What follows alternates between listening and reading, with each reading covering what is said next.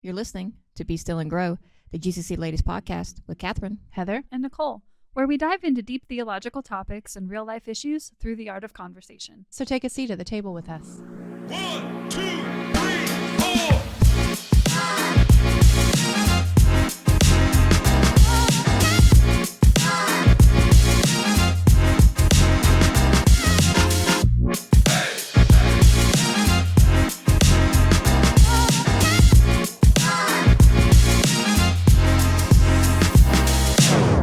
Well, hello, and welcome to the Be Still and Grow podcast. Sorry. 2 times in a row. We have, before I'm jumping the gun, guys. How are y'all doing? I don't really care, but tell me how you're doing, though. It's for the listeners. No, I was kidding. They care. Yeah, I'm just kidding. I care. How y'all doing? Well, now I'm sad. Yeah, well, you should be. I was joking. I'm just kidding. Great. How are you? I'm okay. I'm just kidding. I am okay. I don't know. I was trying to be funny, and then it went immediately out of my mind. So, but all right. Once again, this is ridiculous. We have guests on the dang it, guests. There we go on the podcast on the podcast today. We went from guest to guest to guest. Can y'all guess who we have on the podcast, y'all? Good one. Drum roll. Brrr, don't get too excited. Just kidding. We have Anna Pryor and Clare Dalton. Yeah. Do a quick zoom in on Anna. I'm just kidding. Just kidding. Well, welcome to the podcast, y'all. Thank you. Yeah, absolutely. Thanks for having us. No problem.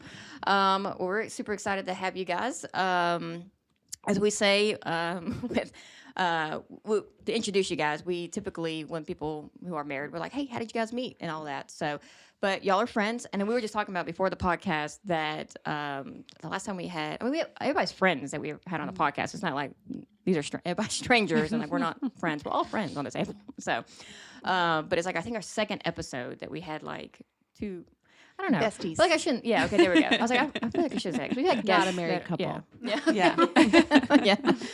Yeah. But so how did y'all, as friendship, how long have y'all been friends? How did y'all meet? And then kind of tell everybody about yourself. Yeah. Do you want to go? You want me to go? We have You can different variations of how we began our friendship.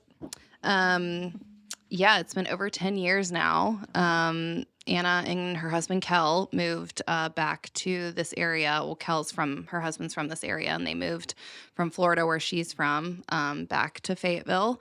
And my husband and I had moved from Virginia to Peachtree City, and we were going to a church there. And Anna and Kel ended up coming and visiting, and she was pregnant with her first, Nora, and we just hit it off, met them through our community group there, and yeah, that's how our friendship started in that way. Before we were in community group, there was like some ladies like crafting night that was going to happen, and it was supposed to be like anybody in the church. It was like, was it Christmas time sort of? Yeah, it was right. It was before like a market like for people. Yeah, bring whatever you're working on, like hobbies or something.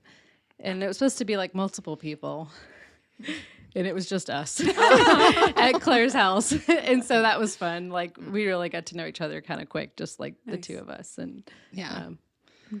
I sewed curtains and brought a whole She ironing was like- board to her apartment. Yeah, literally about to pop with Nora, and it's John. You know, my husband used to work nights, and so I had invited people over to come and do whatever, and so she was there, and she was still there at 11 p.m.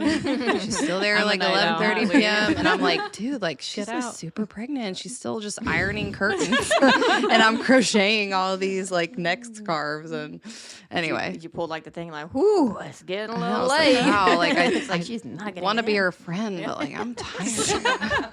How do I get her out of here? No, but then we like joined community group Yeah. together, and like our family. And she and John are so sweet and like helped us out so much with our first baby Nora, and loved her like their own. And Yeah, it was and sweet.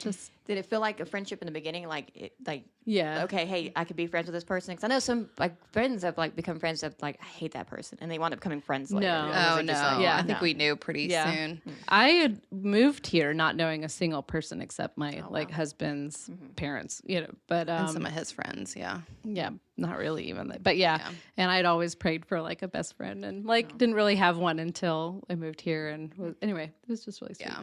Yeah. Heck yeah. Besties. Heck yeah. And now we get confused for each other. So We're one. Yeah, we are one. Clana. Yeah. You can call us Clana.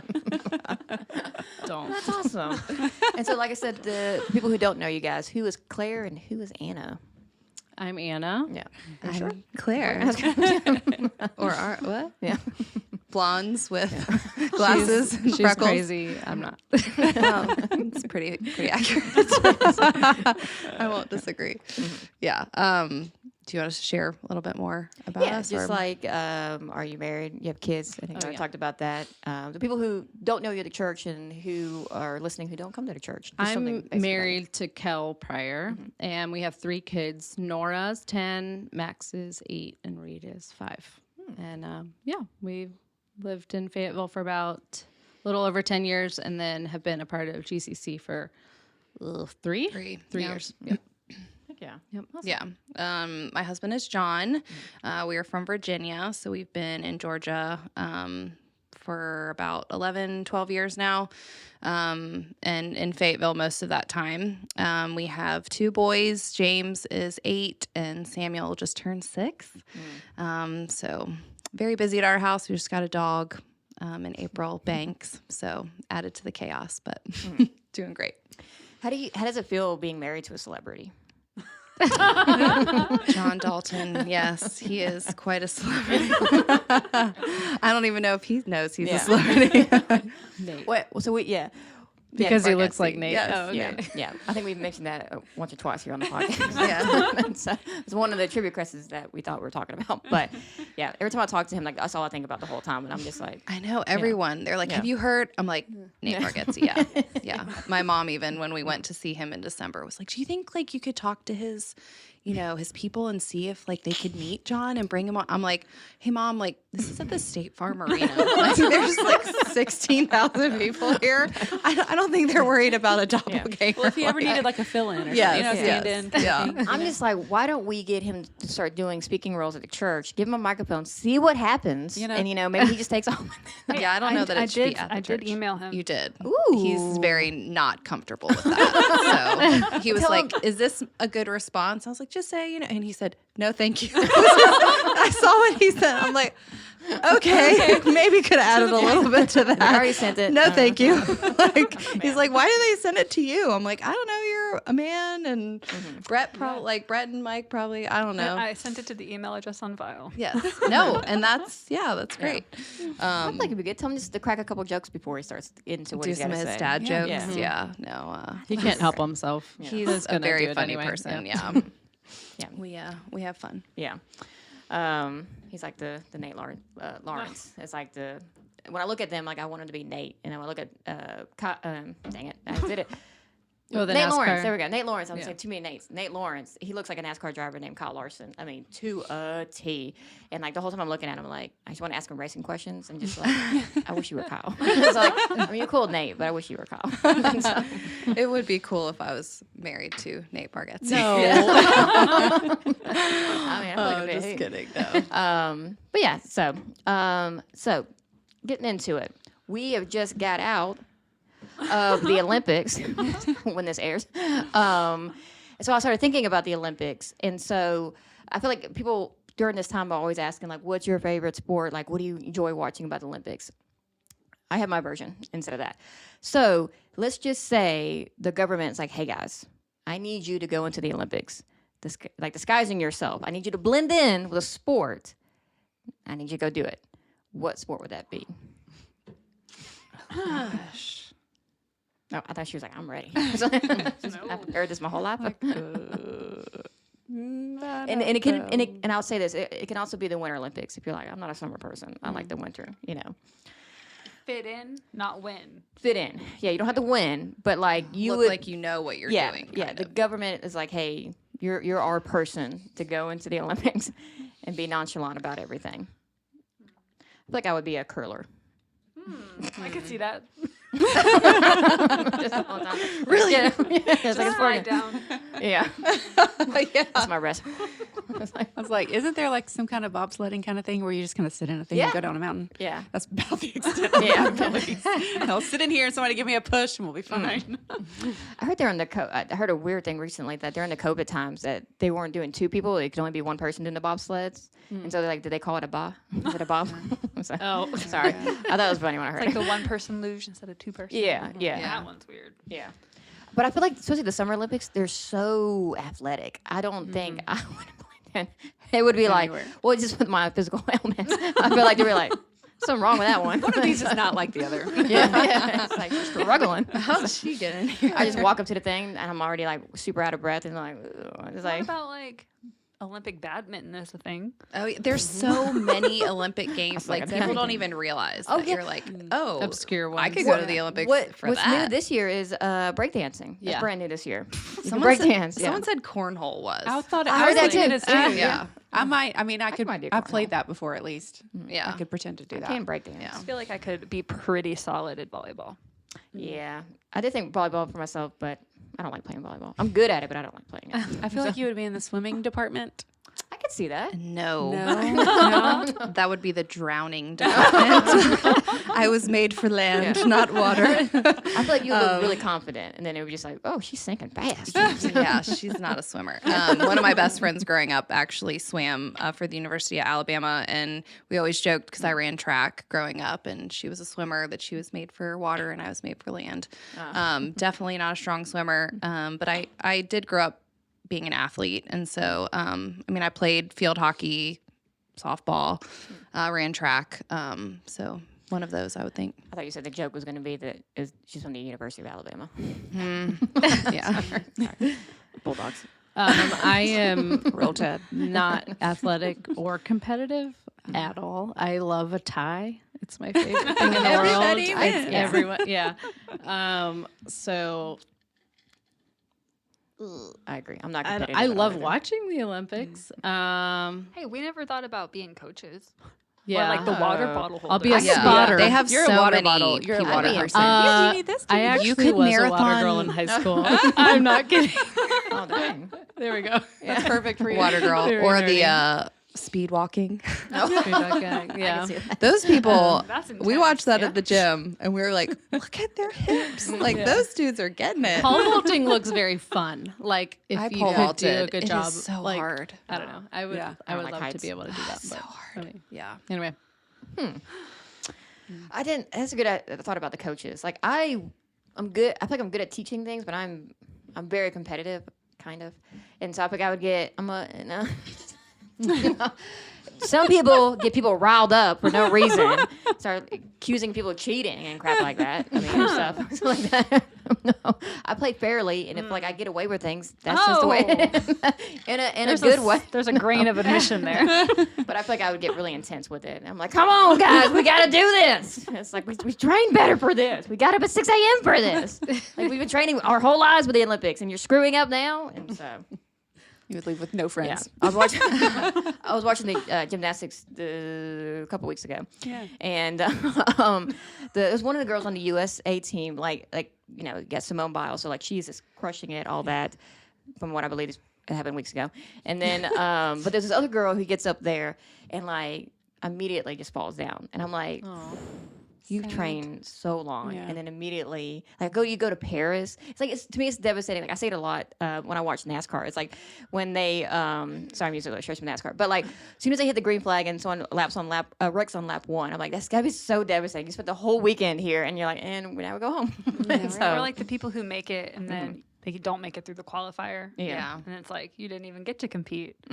Like, that's got to be so disappointing. Yeah, So- well, because you're already on a big team with Simone Biles, and you got to really show your A game. And so to me, I'm like, dang it. And so, and then like she hurt her ankle recently, and then still killed it. And I'm like, God. And she's like, I'm full health. she just screwed up, or messed up. It's called Sorry. pressure. Yeah. Oh my, I can't imagine. Like how they like spin on those like the balance beam in it. So I couldn't do that.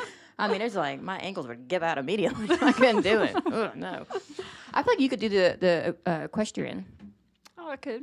I could fit in. You Heather, could you could too. probably fit in Yeah, with yeah, that. yeah. I could do that. Yeah, I forgot that was in that Yeah, thing. I Yep, watched can do that on Saturday. I did too. And it was kind of boring. I mean, it was good. It was good, but it was just like it's just I don't know. It did, yeah. It was. Sorry. I was excited. I'm like, look at that pretty horse just trotting in Yeah. its place. Well, How long does it have to trot for? Wait. oh, they're making a I turn. was talking about the jumping.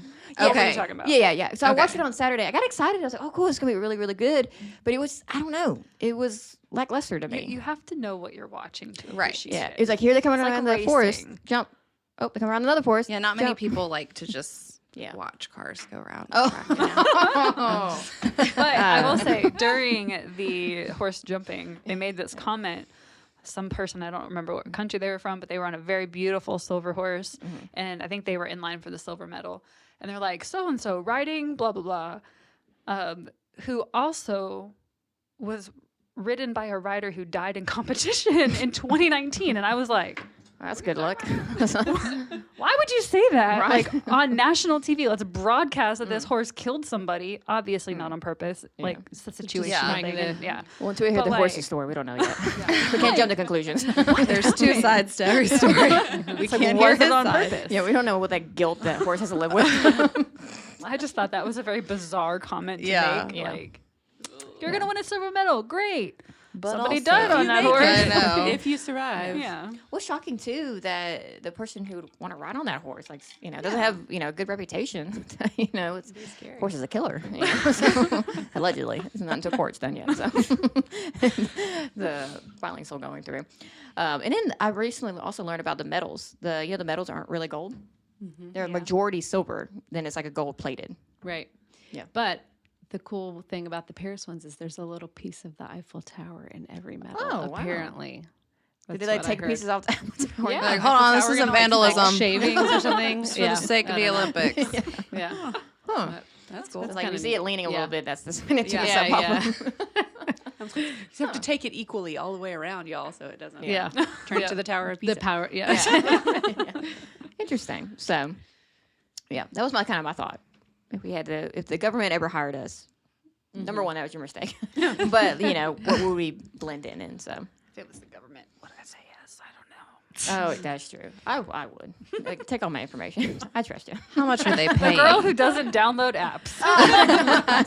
The web browser's fine. I did see a commercial recently that shocked me. About Safari? Yeah, it was on the Olympics. Yeah, we were watching the Olympics, and then I was like, they had this. Apple had a commercial about Safari, and they were like, it's now protected more than ever. And I was like, has it not been protected? I was like, I've been using this freely.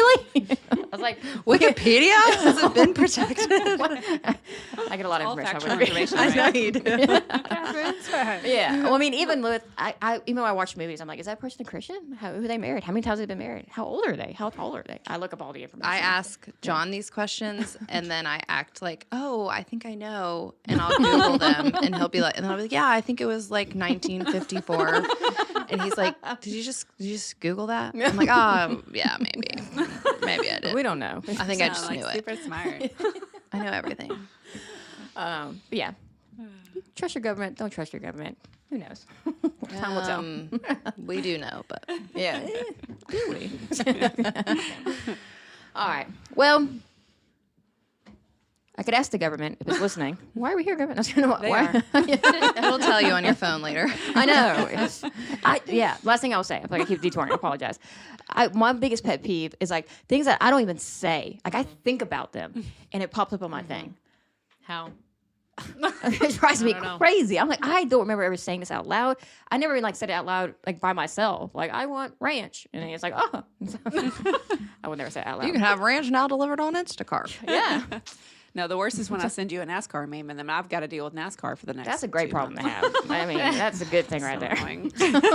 So, why are we here, Nicole? Save us. Give us the gold medal speech. Oh, Lord. Well, we're here to talk about a word that I used to think was a really bad word, but in fact is a good word because it just sounds bad. But being hospitable. Like, that's a bad thing. Despicable. terrible, hospitable. It's a but no. bull. Yeah, it's not. So, what is hospitality? And as Christians, what are we supposed to do with that? How are we supposed to be hospitable? What is the line between hospitality and going too far? How do you find joy in that? Because it's sacrifice ultimately, right? Yeah, absolutely. So that's why we brought y'all on. I think y'all do a great job of exemplifying hospitality. I mean, even just like the short time that I've known you guys, like y'all are very welcoming, very warming, very kind.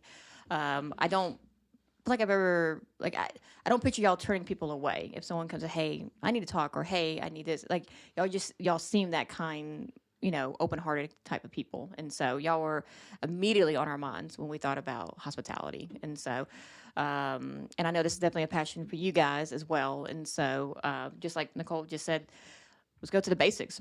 What is hospitality? Do you get one off Wikipedia?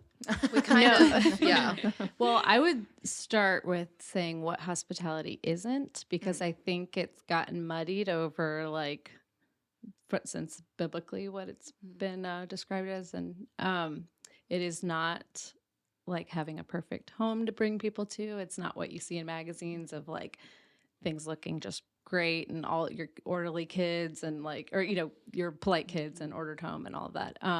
It's not a giant feast and meal. And it's not like entertainment. I think that's kind of what today's culture has kind of turned it into, is like entertaining people, and entertainment is very self-oriented and to like impress. Hospitality is meant for others and to bless them. So Yeah, I would say that too. It's not about us, it's about honoring the Lord and what he's commanded of us. And he's asked us to be hospitable.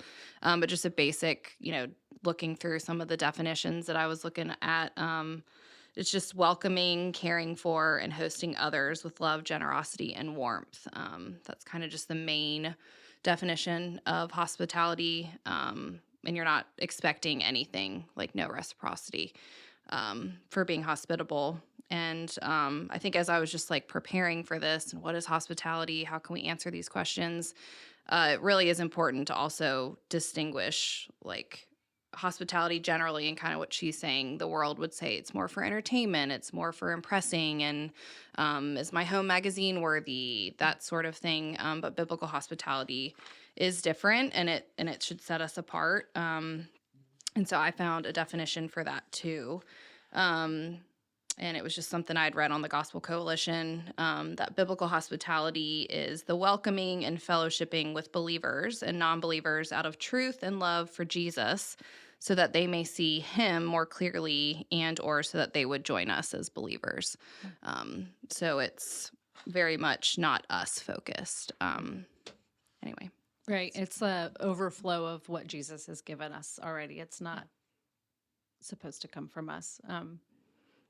And to be generous with what we've been given. I think it's a command for all of us. It's not just if it's your gifting.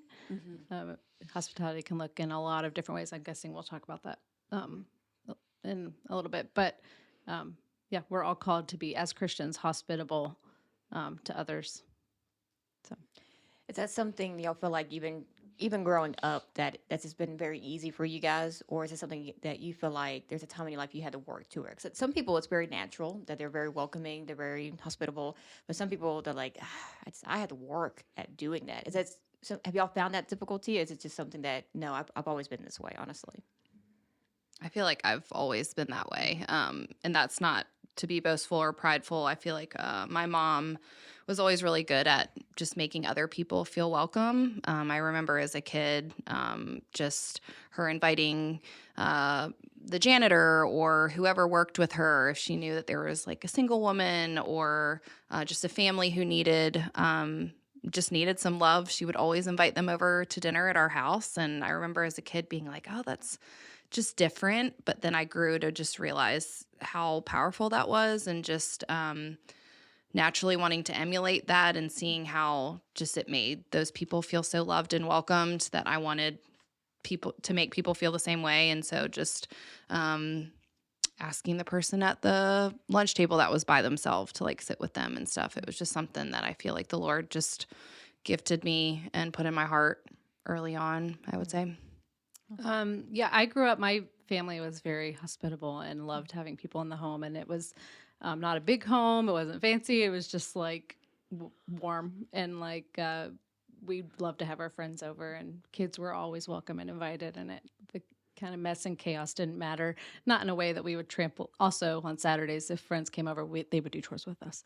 So it wasn't like, just a free for all, but I saw them welcoming people in the home a lot. And I always loved so hospitality is a gift, or a command, but I feel like entertaining is kind of fun too. It's not what hospitality is, but I always love to like throw a birthday party or like help plan my own party, or like if Thanksgiving was there, like I want a part in like setting the table and the menu and stuff. So that's not all required to host people, but it was like the really fun part for me that my parents definitely fostered in me and allowed me like to have a say and a place in the home where we could, as a family, welcome people, not just them.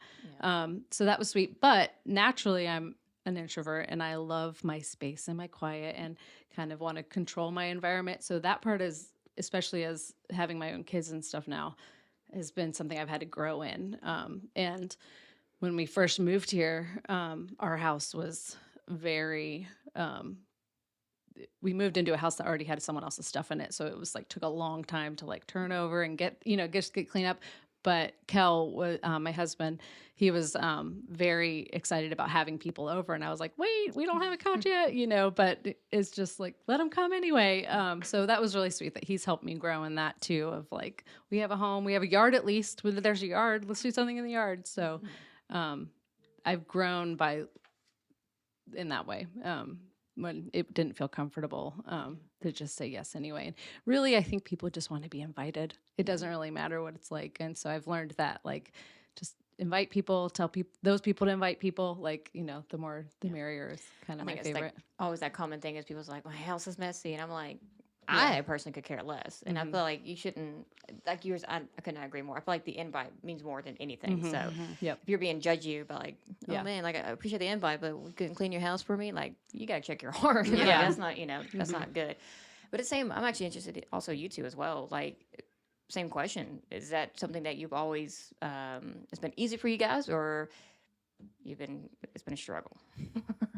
I feel like my biggest struggle is like, what am I gonna feed these people? What if they don't like it? Do they like these things? Can they have it? Is there gonna be enough food? Like me and my kids and my family, my husband has to go last, and like, what if there's not enough? And I stress about those little details. But I so enjoy having people over, and I feel like one of the biggest hurdles that I had to jump through was that I don't have to mop the floors before people come over, and it because it's not about me. And so I love that point of like, this is not a time to like show off. Oh, look at my home and look what I've made. And this is how we have. And that's just pride. Like, that's not hosting people. That's like inviting people to feed your ego. And what ministry that is, that someone who is struggling, they can come in and be like, oh, like, you're showing them that you're being real and honest. And then also like makes them feel good. Like, oh, I also don't have to clean my house. And like, what good that can do to someone's heart, basically. Yeah. And that's because, we're not living in filth. Like, I wouldn't say like, oh, just, live dirty, it doesn't matter, and all those things. Like, you need to steward your home well, those kind of things. But I do, when the light bulb switched for me and I was like, oh, I want to make people feel the way that I feel right now. So years ago, people would invite us over for dinner, their house is so clean and organized, and I wish my house looked like this every day. Like, let's be real, first of all, they probably cleaned a ton before I got there, those kind of things. But then there was another family that was coming to Gospel Community Church, the church we all attend.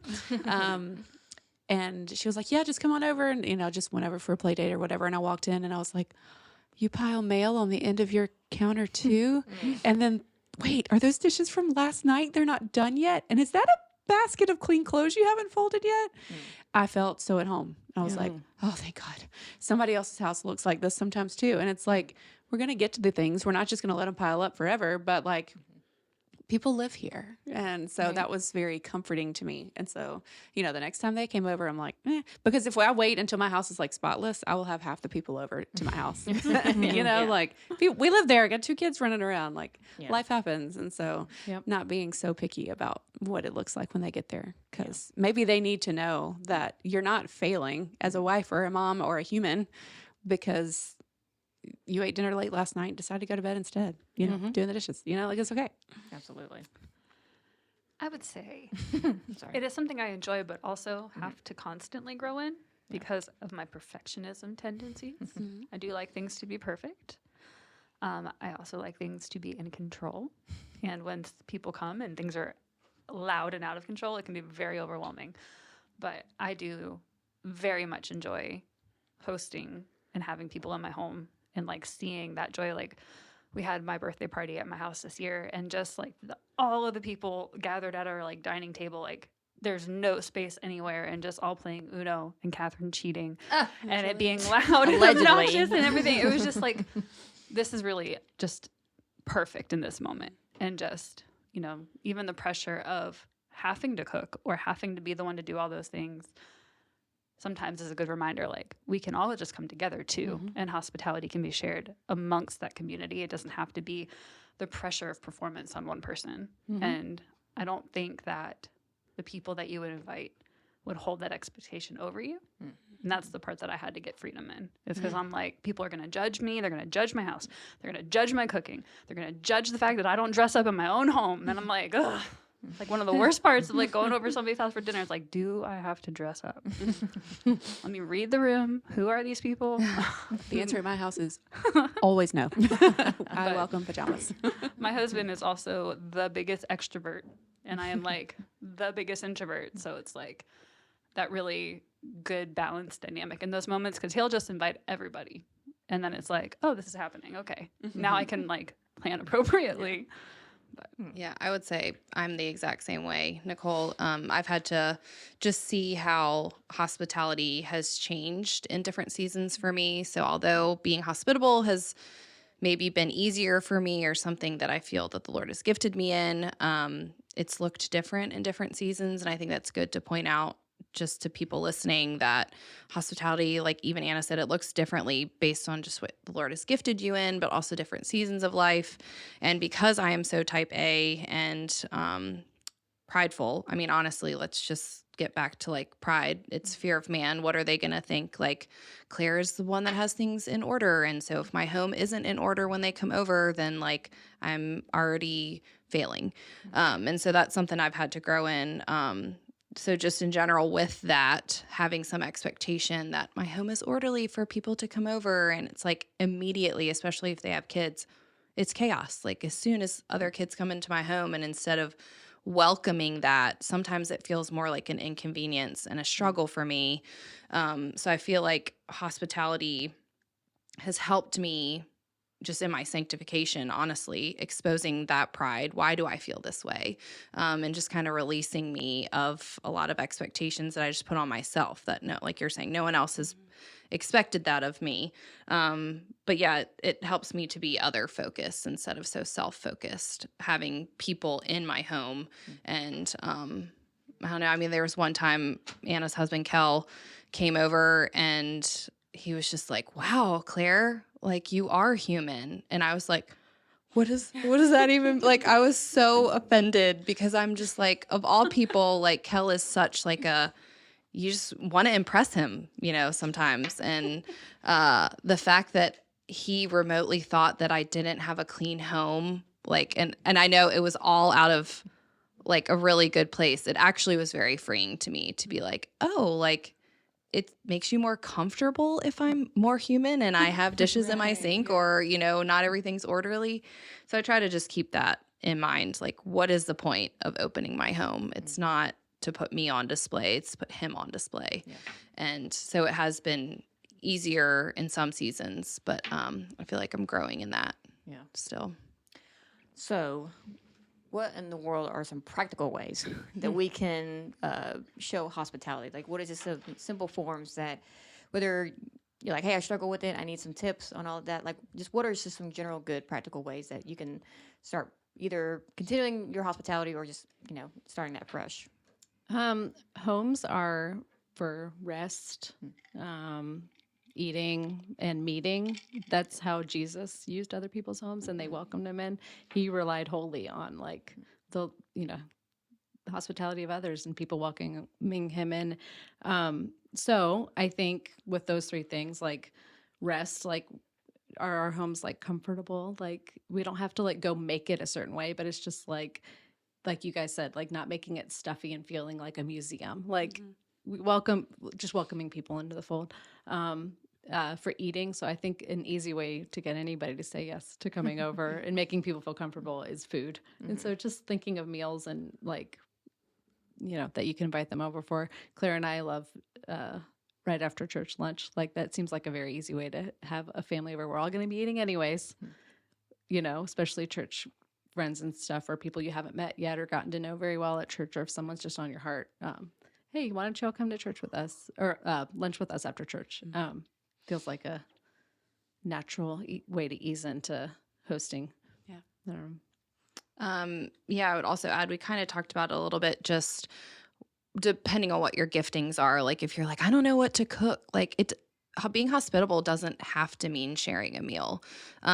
It can look different for everyone. So if you have a job where you can easily pick up a cup of coffee on the way to work just for the person next to you, or, inviting someone to an event, or simply telling them happy birthday. I think I try to, whatever it is that can make just people feel loved and welcomed. It doesn't have to be sharing a meal. I think it's amazing, and you really do life with people when you have a meal with them. I mean, it's mirrored in the Bible. But to be practical, being hospitable can look different. And it could be the smaller things. I try to be mindful. The Lord has just given me a good memory. I have a very crazy memory. I can remember a lot of dates or things, but knowing people's birthdays is really important to me. And so just somehow, even if it's not someone being like, my birthday is June 20th, I just try to always put someone's birthday in my calendar. And just to, it's not that I have to get them something that day, but just to tell them happy birthday.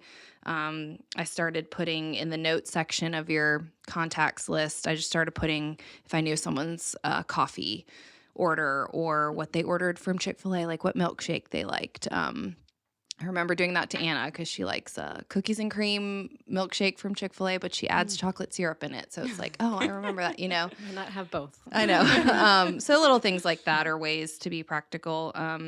Another thing I feel like the Lord has just been working on in me just to be mindful of is when someone's not at church. You look around, and I know I'm not advocating to be on your phone for other reasons at church, but kind of just maybe after when you're first sitting down and they're getting ready to do the sermon, look around, see who's not there, and just reach out to that family. Hey, I don't see you today. Maybe they're serving in the back and you just don't see them. But it is also sometimes a way to connect and make people feel loved, that you notice that they weren't there. Right. Mm-hmm. Yeah, I agree. Yeah, and if you are a type A person, which I'm not, but I know Claire's really good about saying, here's the night of the week we have to welcome people over. This is when we have dinner with other families. And she kind of schedules out who's going to be there. That's another way, if you like to kind of plan ahead, to do it that way. You can be spontaneous. My husband travels a lot. And so with different seasons, things kind of, sometimes he's not traveling that much and we can have more people the after Sunday lunch or a dinner. But when he is traveling a lot, that's not really ideal. It's just trickier because if it's the husbands would probably want to talk. It'd feel, I don't know. Yeah. It doesn't, Yeah. maybe I'm putting too much on it, but being open to hosting a baby shower or other things where it's just one gathering, it feels easier for me to look forward, all right, I know in 2 months we've got this, or I don't know, just opening your home up in that way, or watching other people's kids. I'm home with all my kids, bring some more on, just allowing kind of that chaos in the house. I love that. I love that energy of a bunch of kids in the home and just letting them be there. So there's other ways to welcome in different seasons people in the home, and making them feel comfortable and loved. And almost like just stewarding what the Lord's given you well, Right. you know, just stewarding it well, whether it's just like a ride to church or Right. like, you know, just making sure people feel loved and noticed. And, you know, the Lord gives us a home, a car, Yep. you know, whatever, just a smile and a hello, just to, Yep. Yeah. A place Welcome to people. gather, like, or, you know, or even if you have a guest room, just like have it ready. Doesn't have to be perfect, Yeah. but just like there's a place for you to sleep, and we're going to make breakfast in the morning if you need a place to stay, like, or friends passing through. It just be ready to welcome people in. Yeah. And just being prayerful in discernment, like ask the Lord, hey, like I want to be more hospitable. I want to love and serve the people around me well. What does that look like for me? You know, just because it looks like this for Anna or myself doesn't mean that's what hospitality is for everyone. I think it's beautiful that the Lord's given us different gifts so that we can all be hospitable in different ways, so that we're all caring and loving the saints together differently, you know. Yeah. Absolutely. I'm curious too, even like on a little bit of like a deeper level, like sometimes when I think of hospitality, I think of like showing care. So like when showing care, whether it's family, friends, coworkers, like how can we, stepping outside of a practical point of view, but more deeper in showing care, like what are some good ways to exemplify that, like I said, in families, friends, coworkers, etc., basically? We have a neighborhood has a lot of new families kind of moving in, and so just knowing like that there's other kids in the neighborhood, like also my kid's out on a bike, you know, it's like they all kind of end up grouping together and welcome them into the home. I don't like caring for, you know, just the people that are near you. I know Claire kind of touched on it some with like coffees and remembering birthdays. Yeah, I'd say just to being hospitable is purposeful and intentional. And so, again, what does that look like for you? If you're an introvert, it's not going to be like wanting to invite a bunch of people over to your home at once. It may be that, like, hey, the Lord's put this person on my heart. I'm going to reach out to them and take them for coffee. So just really when you are doing these things and when you're being intentional and purposeful, like be present too. Like, have a listening ear.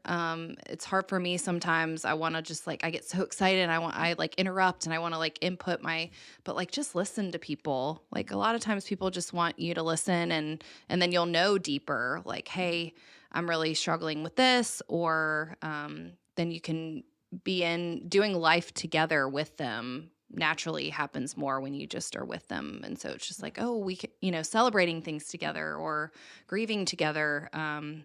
Yeah, I don't know. Just also being mindful of like people's different, like how you were saying, Heather, like what kind of food do they like? Like just if they have an allergy, like have a few like ideas for a recipe. Yeah, Claire. All the allergies. Yeah, At I've my never house. had to cook different. Or No one have- invites us over because they're like, I literally don't know what Yeah. you can eat. Yeah. Or like if you know Chick-fil-A. you're gonna have their kids over, like and they're gluten free, like just know that you have like a few snacks that week for Yeah. those kids, so they feel like, oh, we get to have a snack too. It's not just I can't eat that, you know, or the people you have in your, or if they like are you know don't like pets, or if they have like an allergy to something like that, just being mindful like of their sensitivities. And I have a nephew who who needs like a quiet place sometimes to step away from. So it's like, oh, I when they come over, it's like, hey, Hunter, this is your spot. Like if you need to like get away from, you know, just kind of caring for people's like individual needs. And I don't know. Yeah. Anna like also has a high chair at her house just for, you know, not that, I mean, she doesn't have a kid, but just we have friends that do have babies, and it's just one of those added things when someone comes over. It's like really nice. There's a place for babies here. Like, there's, but also none of these are requirements. These are all just things on the top. So it's like always just welcome. Like Kel, when we had no couch, it's like, well, we have a yard. Like, so invite people over to the yard. Like, but yeah, just as you're like in your day, like let the Spirit lead you, like of like who to invite, and also just like think, how could I, if you see something at like Goodwill, it's like, oh, a high chair would fit nicely in this corner of the house. I'll get it. It's a good deal. I don't know, just kind of little things like that. Being mindful of how can I make more people feel more comfortable in our home. Anyway, Yeah. How do you? So I know we talked about it kind of a little bit earlier, but how do you know that you're doing it with a cheerful heart? Like, how do you know, like, okay, am I doing this out of obligation? Like, well, I'm a Christian. I'm doing what Christ told me to do. I got to open my home. I got to do all these things. The church told me to do it. Or are you doing it because in your heart you truly want to be doing those things? So how can you check yourself of knowing, am I doing this out of cheerful heart, or am I doing this out of obligation? Because my faith tells me I should be doing these things. Right. Yeah. Well, the Bible, I wrote this verse down, 1 Peter 4:9-10. Show hospitality to one another without grumbling. As each has received a gift, use it to serve one another as good stewards of God's varied graces. So I just have to remember that, like, grumbling is something I do naturally, but it is something I want, and like to reflect on like past times of like, oh, like it was wonderful when we had these people. Like, just to remember how things went before. Am I grumbling because I don't, want this person here, or is it because I haven't ordered my week right? I don't know. Like, Yeah. It's hard.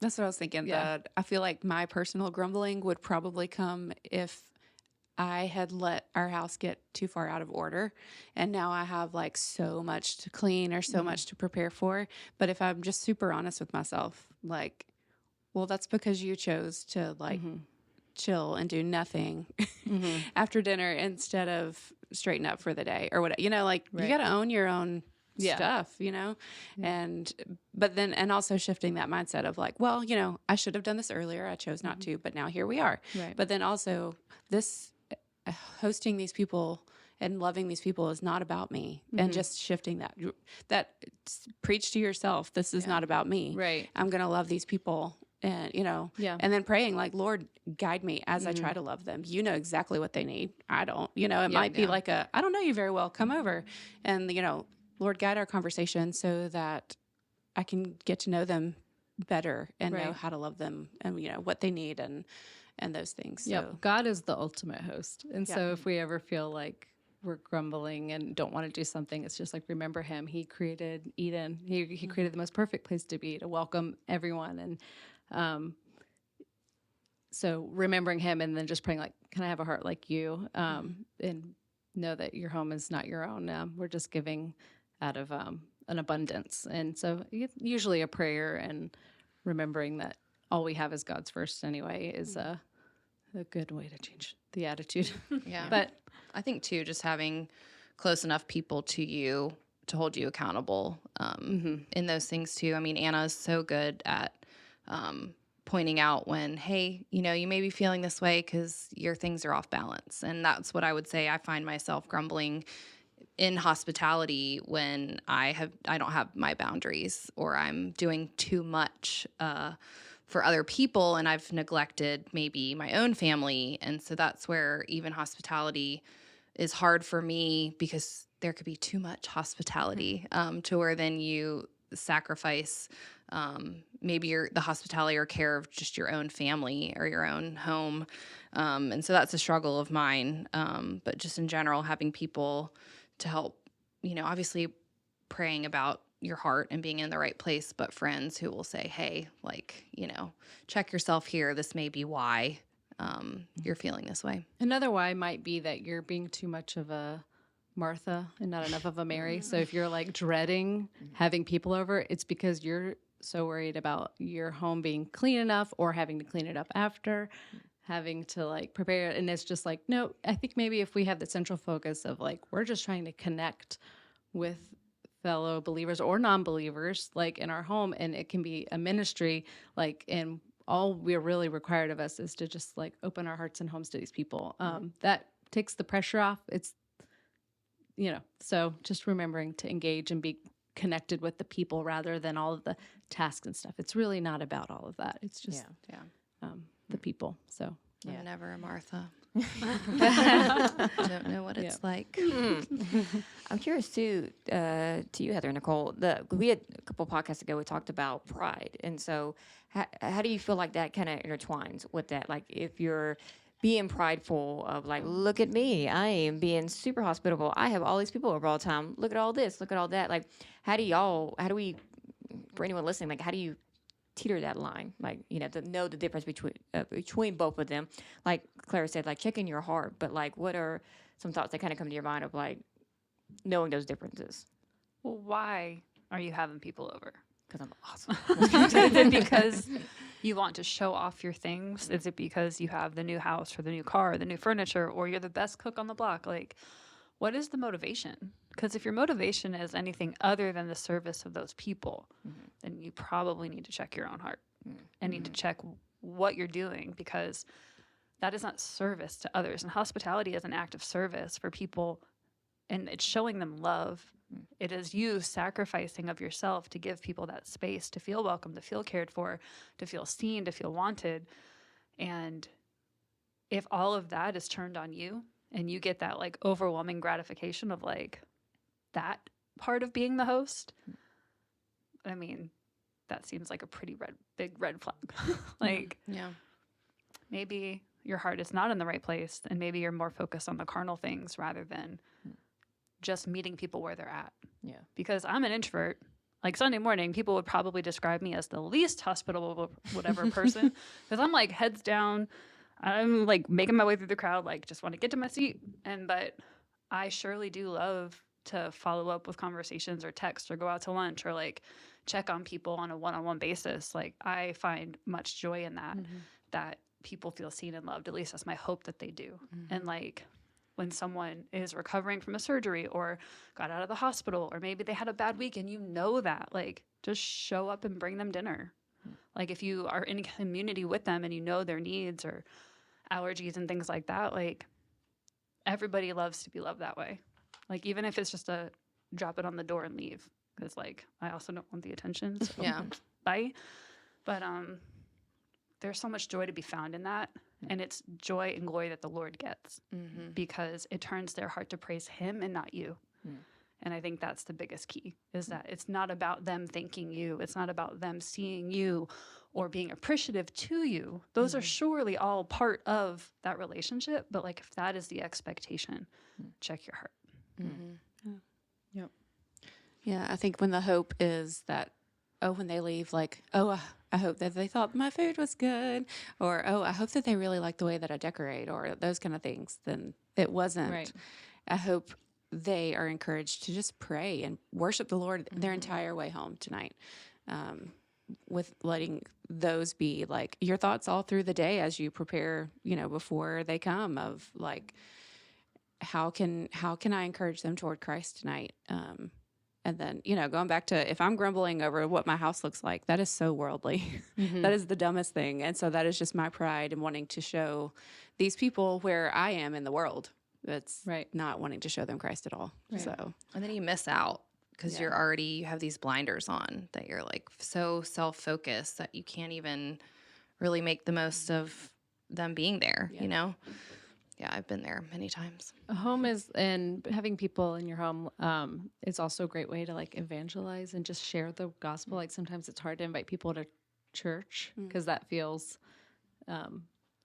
like they're just going to say no, or but having them in your home first and like allowing them into your family and kind of sharing with them that way, just on like a human, like, just feeding them and letting them kind of into your hearts and home is a great way to share the gospel with your actions and also with your words. And then maybe invite them to church, like after a few dinners. It feels a little bit more like we care about you and your growth and nourishment, not just numbers at we're going to let my church talk to you. Like, I don't know. It's, yeah. Well, so switching gears, we talk about how to be hospitable to other people. How in the world can we be hospitable to ourselves? We can also skip this question. I'm good with that. We can't. Yeah, It's it's tricky. not It's so possible. others focused. It's kind of, so it was one of those neat questions that makes you like think a little harder about it. Because it's so others focused, it's really not about us. Yeah. So that's the challenge, is to take ourselves, out of this and think about others and bless them. But if I had to think about it, focus on how you can be a pleasant guest to other people's homes. Like, and when other people want to show you hospitality, like be okay with being served. Like if, you I know, don't like that. Yeah. I was like, no, I know, but it matters to them too, Yes. because if someone wants to have you in the home, like, yeah, let them. Like there's a goodness in that and a rest that you probably need that you don't even realize. And we all have something to learn from each other. So seeing the way someone else welcomes people in is like a good way for you to know in the future. Claire, what about you? I very much struggle with this question because I feel like those that are gifted in hospitality are also very not gifted in caring well for themselves. And so I think I kind of mentioned it a little bit earlier, but the one thing I thought of is just how can we show hospitality to ourselves is really having balance. And so I think I shared just about how oftentimes my family may be there's a sacrifice, or at the expense of my family, I'm being hospitable. And so John has always been really great about, or even Anna, just being like, hey, like you're doing too much for other people, or, and I don't say this in a prideful way, just like, hey, care for your family too, and for you too. And so John has always been really good at kind of helping me to check myself and balance my priorities. Yeah, it's sometimes what might feel like, why am I grumbling so much? My heart's wrong in the wrong place. Like, ask your spouse or your friends that are close to you, like, am I grumbling too much or am I exhausted? Yeah, like, it's and if just it's too exhaustion, that is different. And it's like, it's time to take a break or maybe change up what hospitality looks like for our family this next 3 months. So I think those are ways that you can be kind and show yourself hospitality, but for the most part, it's others focused. I think a lot of ways to avoid that pitfall and just like action item kind of thing is scheduling out and knowing like I lived by school years, you know? So like this last school year, Wednesday night was our night of like, on Wednesday nights, we have people over. On Wednesday nights, that's our night. If we get invited somewhere, like, yeah, Wednesday would work, you know? That's kind of like our thing. Thursday night's our community group night that we also have people in our home, but we attend a community group, and like, that's just what we do. You know, Sundays after church, we're always going to lunch. There's always a group of us and everybody's always welcome. Like, it's just what we do. But then knowing that Monday nights and Friday nights are family nights, and like nobody's coming over, nobody, you know, like those are just our nights, so that there are times that it's built in that you're not go the whole time. And then you look up and all you can do is grumble over hosting or loving on people and stuff because you're tired. So I think scheduling out and even leaving a flex night in there, leaving some flex space, like, okay, Saturday nights could be either way, you know, so like we could do that. And having the wiggle room to be, you know, free to, oh yeah, sure, we can do that right now. Spontaneous. That's the word I was looking for. Yeah.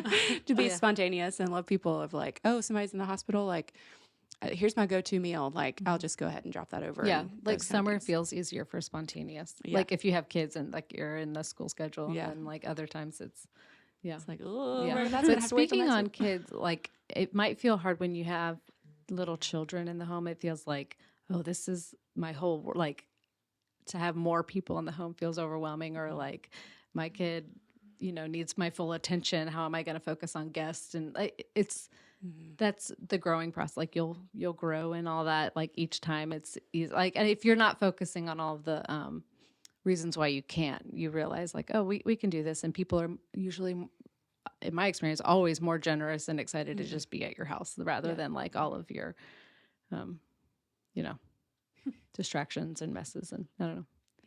I think showing yourself hospitality can be to allowing yourself to engage in the enjoyment of the moment. Right. I'm very bad about that. Like Martha, yes.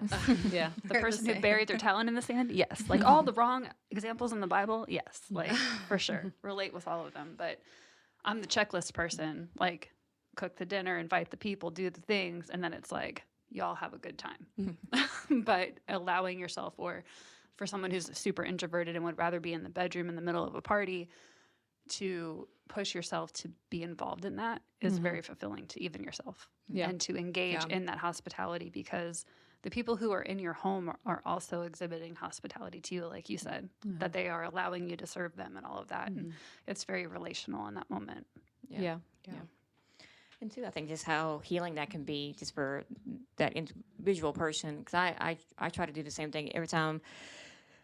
Because I get so bogged down in what I'm doing, and so the person like, I hope that they're happy, they're good, they're feeling okay. Is this a good temperature? I don't know. And so like I'm always overthinking everything in my life. But I try to have those moments where like, okay, it's probably 1% of the time that I actually do it. But just kind of like enjoy the moment and kind of like take a second back. And last night, all of us at this table were at a friend's birthday party, and like there was a moment that like I kind of like just looked at everybody, and it's just like I love events where everybody's engaged and having so much fun. Like it's one of the reasons like I love board games is because I love seeing the joy on people's faces and how much fun they're having. Like that is that lights my heart up. Like that's the happiest you'll ever see me is when I see other people being so happy. Like it lights me up. And so it was just so cool to kind of like take a step back and be like, man, it's a group of women that just love each other and we're all friends. And it's just what a cool way to show hospitality to a wonderful friend of all of ours. And just all of us just have a good night. And so, but how healing that could be for somebody, not only for, say, my heart, but even other people's hearts just being in that moment. And so, yeah. So kind of as we come to a close, to put a nice little bow on everything, we've talked about it, I think, very fluidly throughout the entire conversation. But, how to exemplify Christ through hospitality. Like I said, we talked about quite a bit of things so far, but kind of like a leaving note and encouragement to our listeners of just a beautiful way how we can and always to exemplify Christ and in and through hospitality. I keep wanting to say hospitable. Yeah, just remember why you have anything, and it's because of the Lord. He's the giver of every good thing, and if you can share the good things you have with others, it's just really shining a light on who He is and how richly He blesses His children. So He also, Jesus died for it all, so all are welcome. Just remembering it's not just hospitality is not just for your friends, your home, and what you have is not just for the people that you have the most fun with. Like allow awkward moments, allow relationships to get messy, allow your home to be messy. Like just those allow gospel conversations to happen when you're like, oh, my life isn't all put together. Oh, yours isn't either. Oh yeah, we both need a savior. Like, just, it's just pictured so sweetly. Like, and also just like the breaking of bread is so biblical, and like how Jesus loved and shared who He was with people. And so just remembering that. Yeah, I don't think I could say it any better. Just that Jesus is the ultimate host. He mirrored hospitality for us and just how He lived His life, loving and serving and caring for others. And so just to find whatever that niche is for you. Even practically, they've got spiritual gift testing that you can do. Hospitality, if you don't feel like that's even just your gift, there are ways that you can still be hospitable with the way that the Lord has gifted you. Yeah. And it also in the Bible, it doesn't say anything about the way a home should look or what you should have or like, themes or celebrations. It's all just about people. Like, and so that's, if that's fun for you, all those other things, great. But like, that is not required. So anybody listening, like it's for our good that we host and welcome people in. And so do it. Yeah. However that looks. Yeah. I thought that was great. I mean, like, so many times in the Bible we could look back on and seeing Jesus sharing a meal with people and ways, talking to them, teaching, doing all those things, and just how, those people are hearing the gospel preached, and like us, once again, exemplifying that, hosting, having people around our table, talking about the gospel, letting them hear that, like, yeah, I don't think there's any other beautiful way. That's one reason why we're here on this earth. Something I read from Jen Wilkins. She said, let the rolls burn because you were like having such a good conversation and engaging. Like just, I got that. But always going to burn the bread. Yeah. Always. Listen. That's awesome. Well, thank y'all again so much for coming on. Thank y'all for being hospitable and coming on. We have enjoyed having you guys. As we always say, we hope this is a tool, not the main tool, but we hope that you are able to get something out of this. If you have any questions, like, hey, I am terrible at being hospitable. I need help. What can we do? Yeah, prayer requests need to be need to reach out in any way, we have a wonderful email address. Be Still and Grow Podcast at gmail.com. We also have many platforms that you can reach out to us, whether YouTube, Spotify, Carrier Pigeon, all of those things. So, yeah, I mean, don't ever take down the old times. They're good. They built America. But yeah, so with that, as always, we love you guys. Anna, can you pray us out? Yes. Dear Lord, thank you so much for all that you've given us. You have blessed us richly, and we all have different gifts, and we are all uniquely valuable. And I thank you for our homes and our lives and our friends, and that we can invite them in our home, that we can make friends by bringing people into our homes. I thank you for these ladies hosting this podcast, and how they are sharing their hearts and allowing us to share something we're passionate about. We are so grateful to you, and how you've loved us. Amen. Thanks for listening. Please email us at bestillandgrowpodcast@gmail.com with your questions, comments, ideas, and prayer requests. For more content from Gospel Community Church, check out the Training Day podcast, hosted by George Jones This is Catherine. Heather? and Nicole. Join us next time. We'll save you a seat. Till then, Be still and grow.